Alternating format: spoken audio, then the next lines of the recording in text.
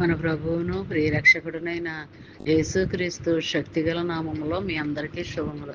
ప్రియమైన దేవుని బిడ్డలారా, మరి ఎలా ఉన్నారు? గతించిన దినమంతా కూడా ఆయన రెక్కల నీడలో ఎండావేడి నుంచి తప్పించి మరొక నూతనమైన దినములో వారంలో మనల్ని ప్రవేశపెట్టిన విధానాన్ని బట్టి మరొకసారి ఆయనకి వందనాలు చెల్లించుకుంటున్నామండి. మరి ఈ దినము దేవుడు మనకిస్తున్న వాగ్దానము కీర్తనల గ్రంథము 20 అధ్యాయము 4వ వచనం. నీ కోరికను సిద్ధింపచేసి నీ ఆలోచన యావత్తును సఫలపరచును గాక. ప్రియమైన దేవుని బిడ్డలారా, మరి ఇందులో దేవుడు ఆదరణకరమైన మాట మనకు తెలియజేస్తున్నాడు.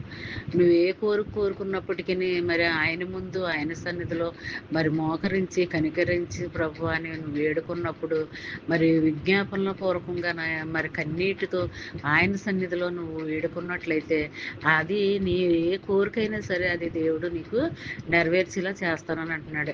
మరి అంతే కదండి, మరి నీకున్న ఆలోచన తలంపుల్లో ఏదైతే ఉందో అది కూడా సఫలపరుస్తానని అంటున్నాడు, నెరవేరుస్తానని అంటున్నాడు.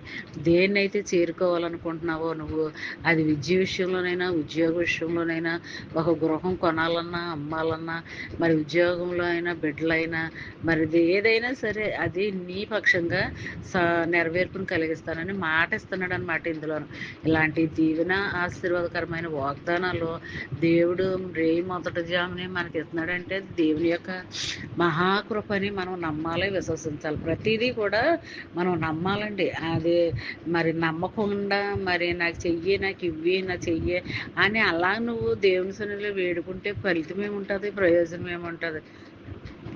కాబట్టి వాగ్దానాలు ఎప్పుడు కూడా నమ్మాలి, విశ్వసించాలి.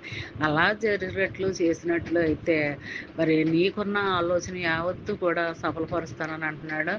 అలాగే నీ కోరిక ఏటన్నది అది తీరుస్తానని అంటున్నాడు. మరి ఇలాంటి దీవెన ఆశీర్వాదకరమైన వాగ్దానాలు మరి మనము దినమంతా ధ్యానించుకుంటూ ఉండాలి. నీ ఖాళీ లేనప్పుడు మనసులోనే చిన్న వాగ్దానం మైండ్లో పెట్టుకుని ధ్యానించుకుంటూ ఉంటే దానికి నెరవేర్పు అనేది నువ్వు పొందుకోగలవు, నీ బిడ్డలో పొందుకోగలరు, టోటల్గా కుటుంబ సభ్యులందరూ కూడా పొందుకోగలరు అనమాట అండి. మరి దేవుని యొక్క ఆశీర్వాదాలు ఒక్కసారి విప్పబడితే ఎప్పటికీ ఆగకుండా అలా అంచెలంచెలుగా మనం పొందుకుంటూనే ఉంటాం అనమాట అండి.